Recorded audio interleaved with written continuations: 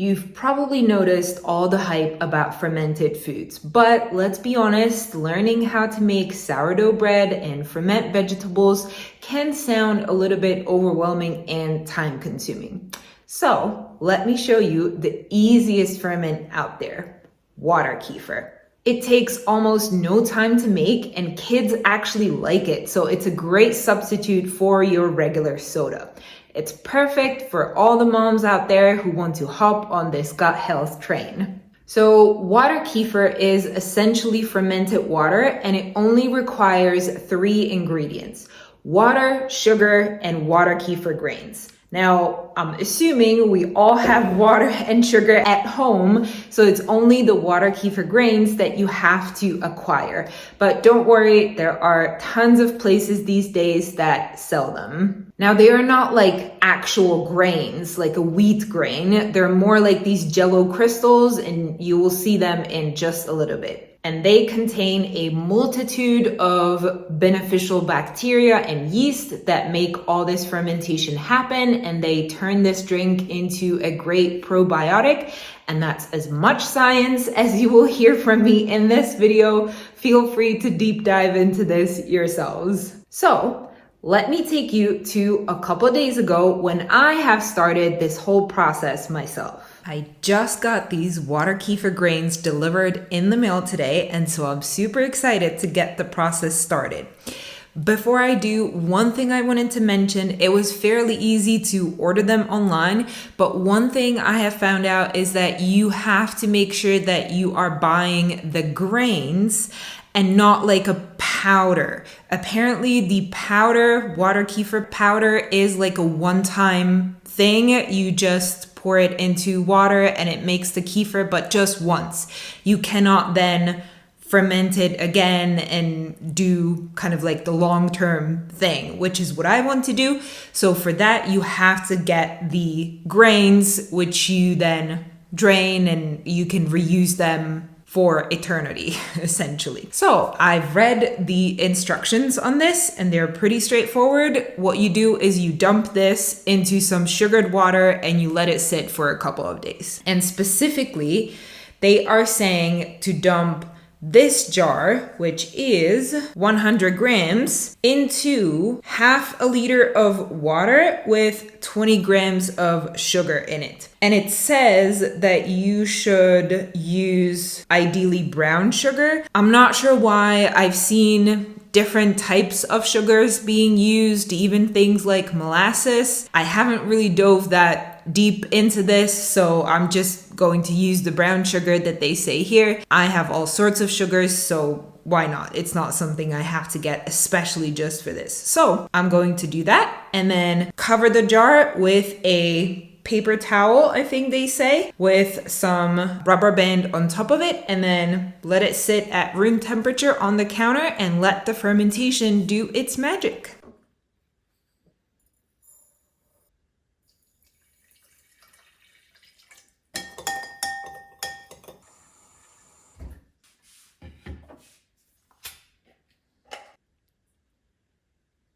These smell exactly like my sourdough starter.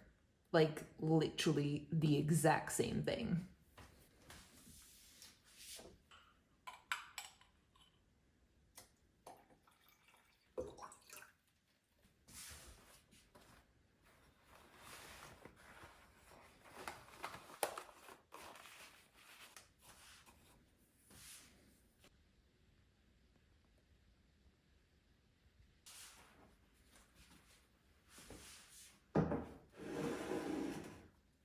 All right, couple notes here. You have seen that my grains came in a jar and they were like the live active grains. A lot of times what I have seen online is that when people order the grains, they get them in a dehydrated state. Like they're these dried out bits and you have to first do a rehydration and only then you start the fermentation. But I am sure wherever you're going to buy them from, they will have instructions for you on how to do this. So don't worry about that at all. A note on the sugar. So since a couple of days ago when I started this, I have looked into this And it turns out that you can use just regular white sugar that you have at home as well. The difference is that the brown sugar is supposedly containing more minerals, which are better for the bacteria and the yeast, and it produces a more complex and richer flavor, whereas the white sugar will turn into a more bland flavor. I haven't tried anything else. I've kept using the brown sugar, so I don't know how much truth there is to it, but that's just something that I wanted to mention. There's also other things that you can use, other types of sugar, things like molasses and maple syrup even, but they all have their own little, advantages, disadvantages to them. So look into that if you want to use something other than brown sugar or regular white sugar. Another thing I've seen a lot of advice around is the water that you use. You have probably seen that I've used just a regular tap water. Now, of course, the quality and the, not ingredients, but what exactly is in the water will vary very much depending on where you live and where your water comes from. And I've seen so many articles about you should boil your water first, or you should just not use tap water at all. You should use bottled water instead. My approach to always simplify things is just use tap water at first. See if everything is going okay. If it's going okay, just keep using tap water. If you feel like there is something wrong in the process, then, dive deeper into this and again, maybe try something else. But I would say don't worry about your water. First, just use your regular tap water for this. Also, on the simplifying of things, I did dissolve the sugar first in a little bit of water before adding the grains and adding more of the water. Again, something I've seen other people do. They will even boil a little bit of the water, have the sugar dissolve in that first, then have it cool down to room temperature, and then add the grains.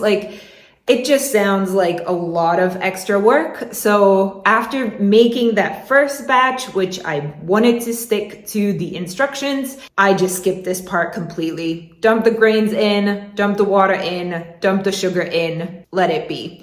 And I feel like this is just us humans trying to overcomplicate. If things sound too easy, we want to find ways to make them more complicated and more exciting, like we're doing this elaborate process or something. So no dissolving the sugar first for me. I would recommend that for this part of the process, you get a jar that looks similar to mine, that is basically straight or has a very wide neck or the top of the jar, because what you will see later is you're pouring all of the contents out of it, including the grains. So if you did that in a bottle or something with, a narrow neck, then that would make that job a little bit more tedious. So just use a wider jar for this. And as for the lid, or in this case, again, in this first fermentation, first time I was doing this, I was using that paper towel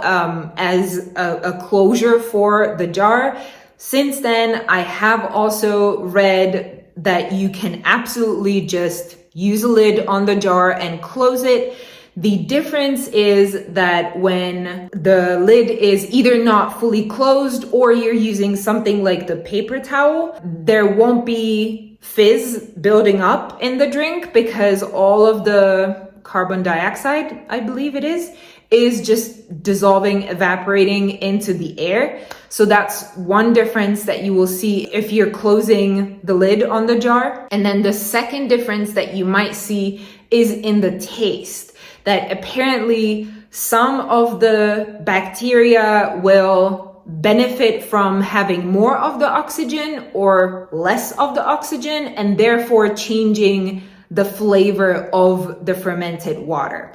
So it's not that you can't do a closed lid, it's just you might end up with a slightly different result. Again, something worth trying if you're experimenting with the flavor. Okay. So as per the instructions on my water kefir grains care package, they said to keep the jar sitting at room temperature for anywhere between 3 to 7 days, which again, as I was exploring this topic more online, I find that to be a longer period of time than what I've seen online. I've usually seen like 48 hours. Now, a comment on this, fermentation, it's not like there is a precise point at which, okay, once it reaches this point, the process is completely done and you should cut it off or do something else, or, anywhere past this point, your drink is ruined or something. That's just not how it works. The bacteria and the yeast will just keep fermenting. As long as they have food in the form of the sugar, they will keep fermenting the water. And so how long you let the jar sit at this point really depends on the flavor that you're looking for. So if you leave it just for 1 day, there won't be all that much change. And if you try it yourself, I would very much suggest that once you first mix it, the grains with the water and the sugar, take a little teaspoon and do a taste test just to see like, what does it taste like? At the very beginning, it will probably just taste like water with a little bit of sugar in it, right?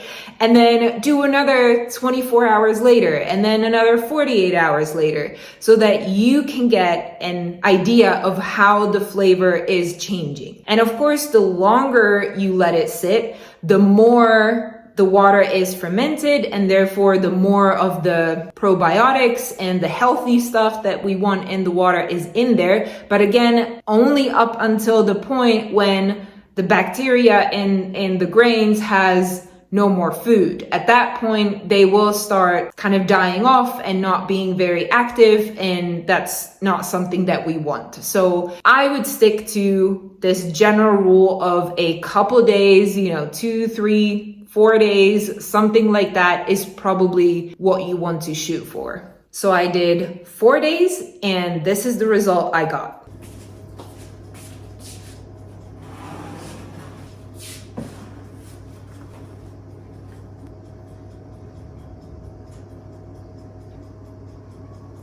The smell is different. It smells a lot sweeter now.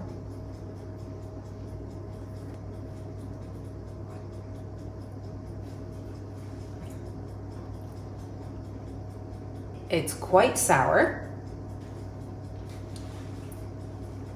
and just a tiny bit fizzy. As you probably saw from my initial facial reaction, it was a little bit too sour for me. So the following batches, I've let it sit for less time. But I had my toddler sitting at the kitchen table while I was doing that taste test. And of course, she immediately wanted to taste it as well. I gave her a little teaspoon, and I was expecting her to make a similar face to mine, possibly spit it out all over the floor. She liked it. She wanted more. So I ended up pouring some of the water kefir into like a little glass for her, and she drank the whole thing. So clearly she approved. So technically you are done at this point. You have made water kefir. You have fermented the water. But if you stopped here and just drank the liquid as is, you would be missing out on all of the fun. So what you do next is you do a second fermentation. So this whole first, 2 or 3 days was the first fermentation in just the sugared water. And then the second fermentation is where you add flavor and possibly a lot more fizz. So what you do is you simply drain the liquid into a different jar. What you do with the grains is you really have 2 options. Option number 1, you want to make another batch of water kefir. And so you put the grains back in your jar. You repeat the exact same thing. You pour water over it, you put sugar into it, and you let it sit at room temperature for another 2, 3, 4 days, however long you want. If you keep doing this, you will see that your grains are multiplying as well. So you can then either just increase the amount, maybe have a bigger jar if your family ends up really liking this and you're finding that you just keep drinking this very quickly, then you just might want to keep going in a bigger container.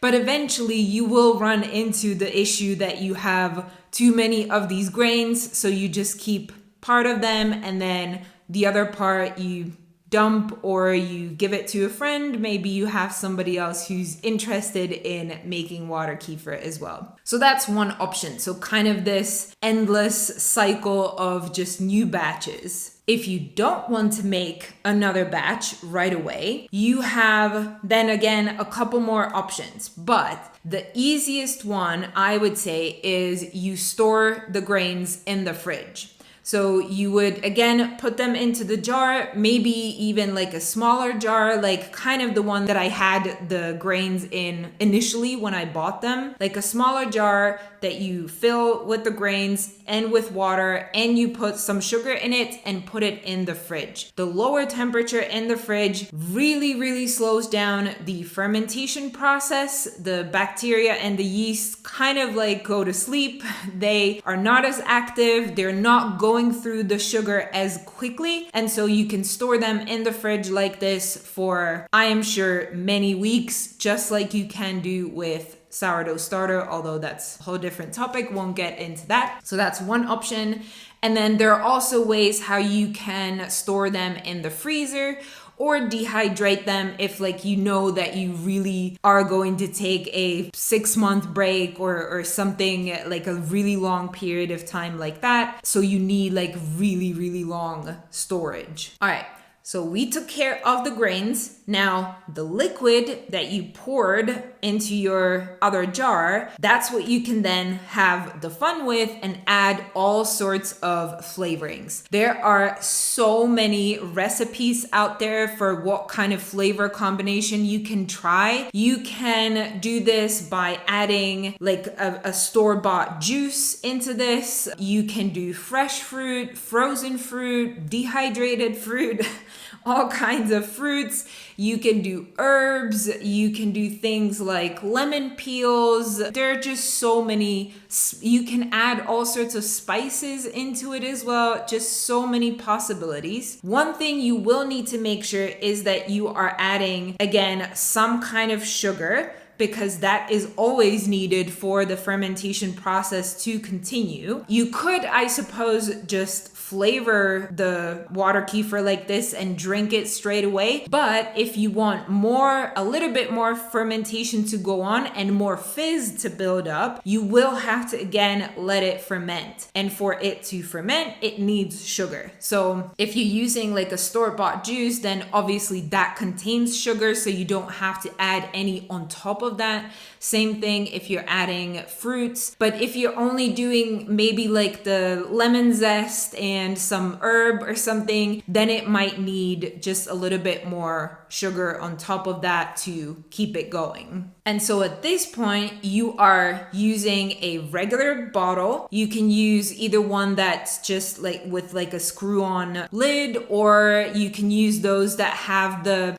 flip top that you can seal really tight. You want something that seals tight. And so you pour your water kefir into that, you put your flavorings into that, you close the lid, and again, you let it sit at room temperature. That was a mistake that I did with my first try, that I have then immediately put it into the fridge, and as I have just explained, the fridge dramatically decreases the speed of fermentation, and so it wasn't really doing anything in the fridge. It was just chilling there. It did turn out to be a nice chill lemonade afterwards. I was actually using a blackcurrant juice, if you're wondering, but there wasn't really any fizz, and here is the result.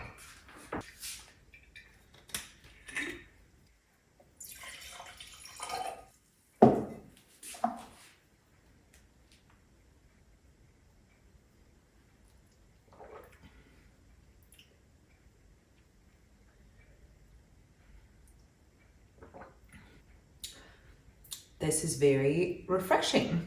I can definitely, obviously, taste the blackcurrant juice in this, but there's definitely that tanginess.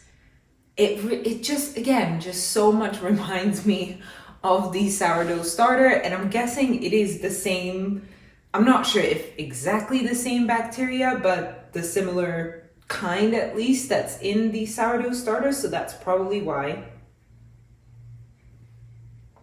It's not fizzy, like almost not at all. I don't know if that's because like there wasn't all that much of it in the bottle, or if it would just need more time. I'm not sure, but I like it.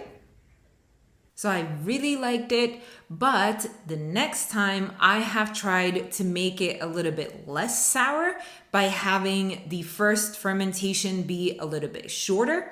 And also I kept the bottle at room temperature for the first 24 hours, and only then I've put it into the fridge to refrigerate, make it nice and cool. And that turned out to be so much better. And so that's what I keep doing now as well. And I mean, I'm able to drink this whole bottle in a day by myself. That's how much I like it. It's like the perfect drink for the upcoming summer. We've been having some really high temperatures in the Czech Republic the last couple of days. That's probably why I'm enjoying this so much right now. And so once I've let it sit at room temperature, it did build up a little bit more of the fizziness, although again, not as much. So I'm thinking whether it's because the lid is not as tight, because in order for the fizziness to build up, the carbon dioxide cannot be escaping the bottle. It needs to stay in. And it's also kind of this dangerous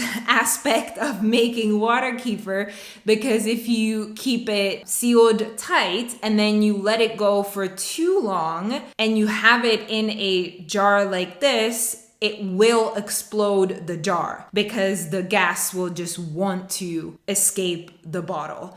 And so that's why I would very much suggest that you are careful with this, and you can just, maybe every 12 hours, check on it, slowly open the lid, see how much of the sizzling you're getting and how much fizz there is being built up in the jar. Just like any other fermentation, this will very much depend on, again, the temperature. So if it's already like full-blown summer by the time you're watching this, then it will take a lot shorter for this fermentation process to go through. And so just be aware of that. Again, it's not like there is just one correct way of doing this. It very much depends on your circumstances and on your own personal preference when it comes to the taste. I personally am not huge on fizzy drinks, so I don't actually mind the fact that it's not super bubbly. I think I prefer this version to like a properly fizzy soda drink. So for me, that's fine. What I'm really excited about is trying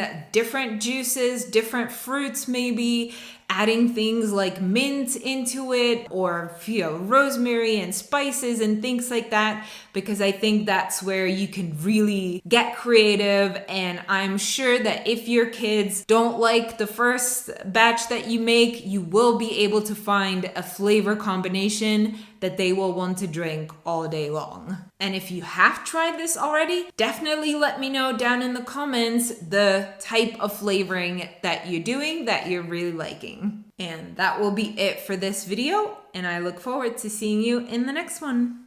Bye!